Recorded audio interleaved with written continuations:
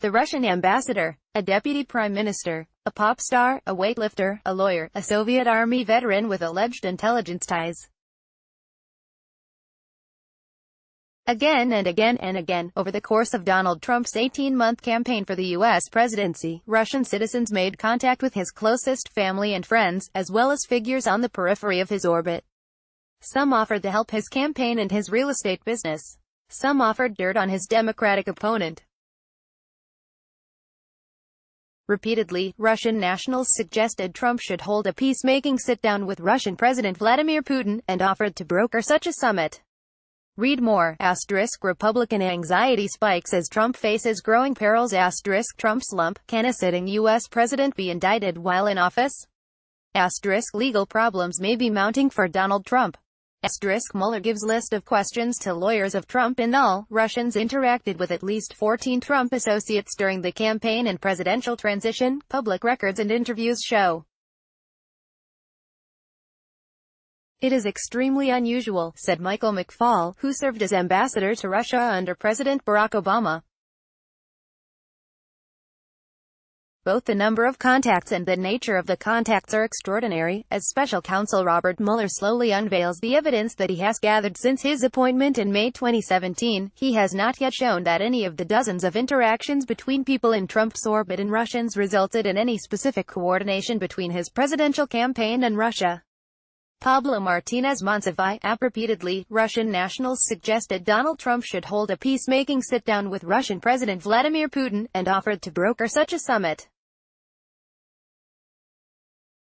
But the mounting number of communications that have been revealed occurred against the backdrop of sustained efforts by the Russian government to interfere with the U.S. presidential election, as Mueller's prosecutors wrote in a court filing last week. The special counsel's filings have also revealed moments when Russia appeared to be taking cues from Trump.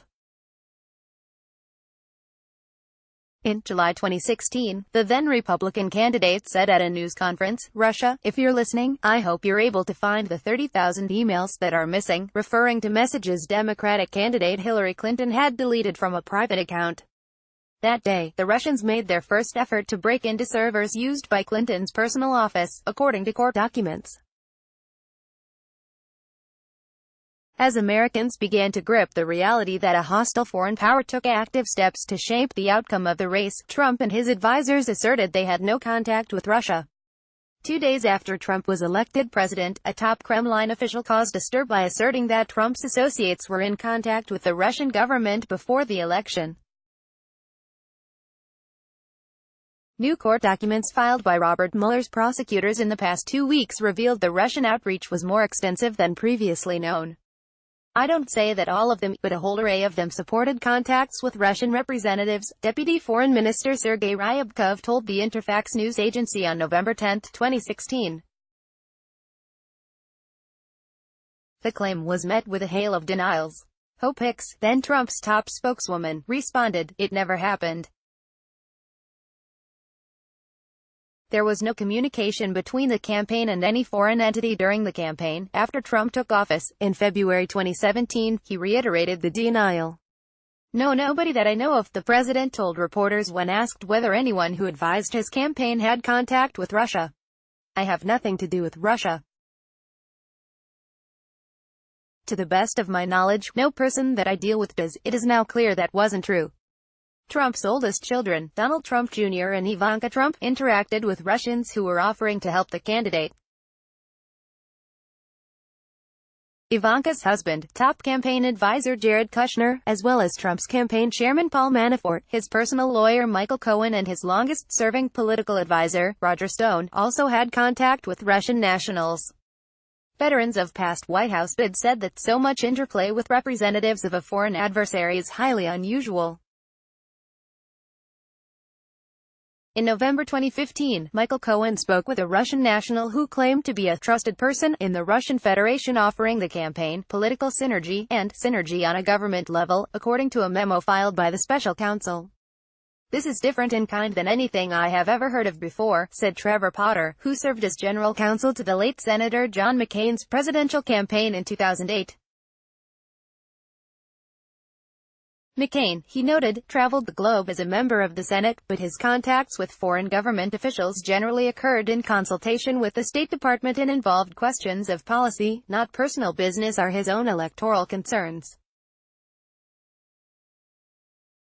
The number of known interactions has grown since last year, when the Washington Post tallied that at least 9 Trump associates had contacts with Russians during the campaign or presidential transition.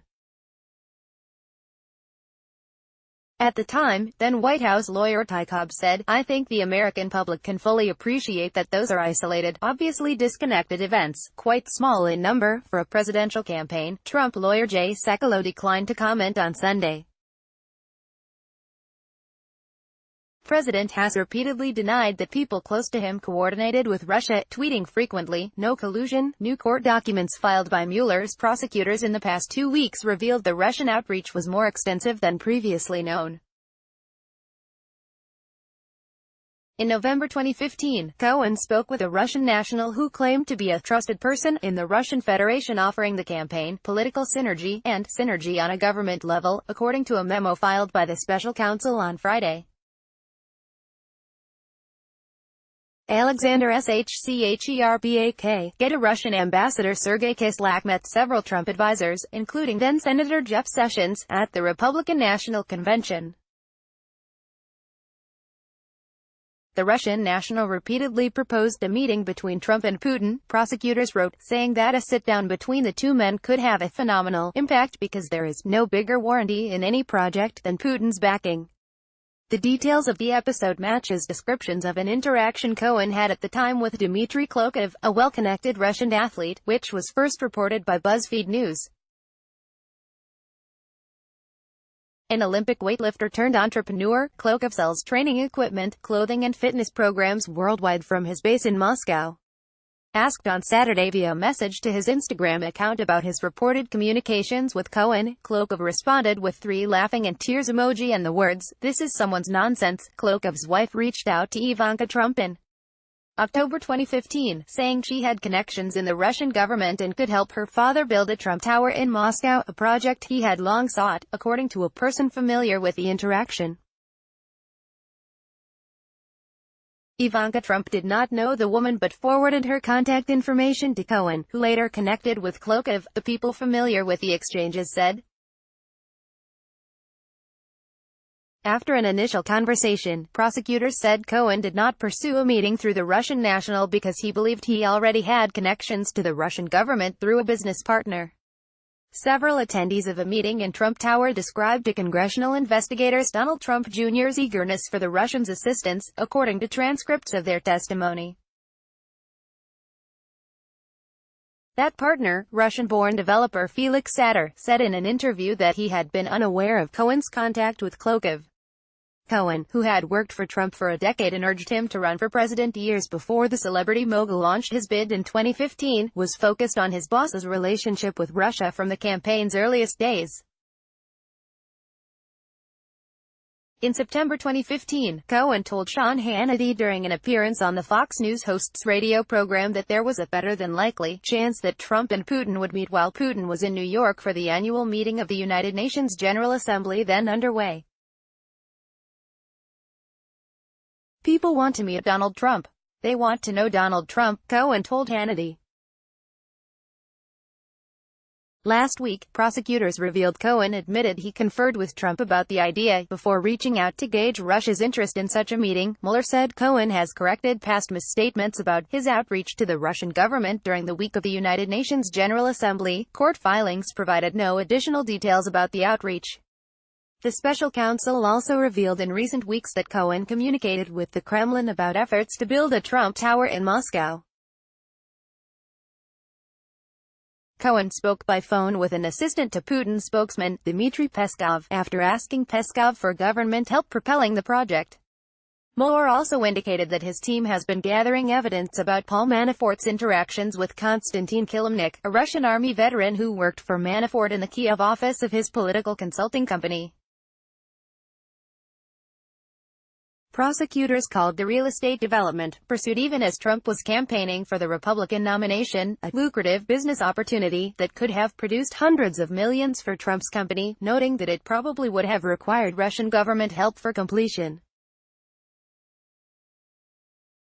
Mueller also indicated that his team has been gathering evidence about Manafort's interactions with Konstantin Kilimnik, a Russian army veteran who worked for Manafort in the Kiev office of his political consulting company.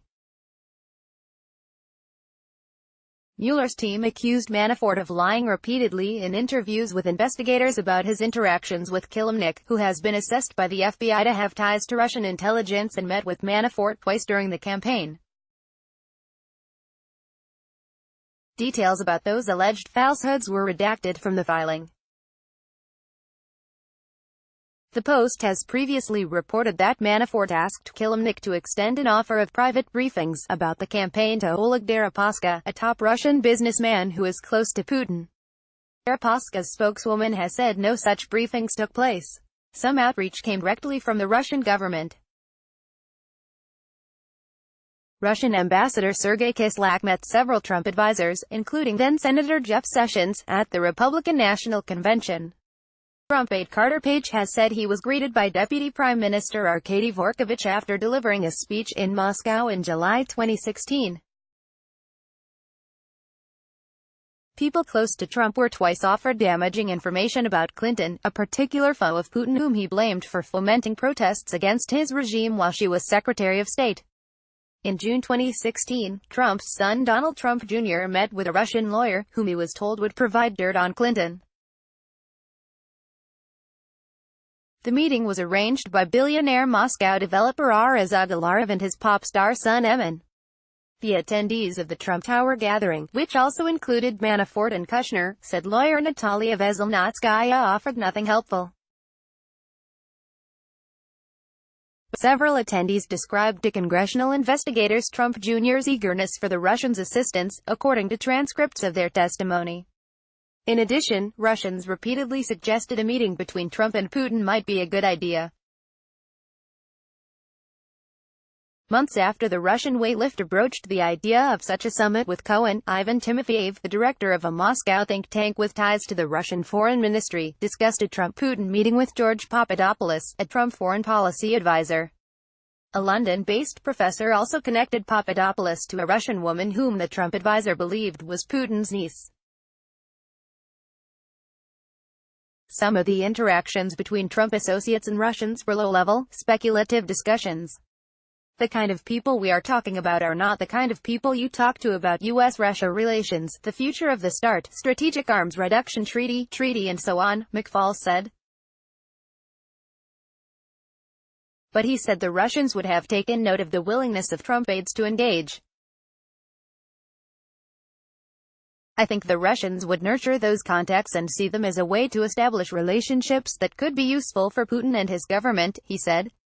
The Washington Post.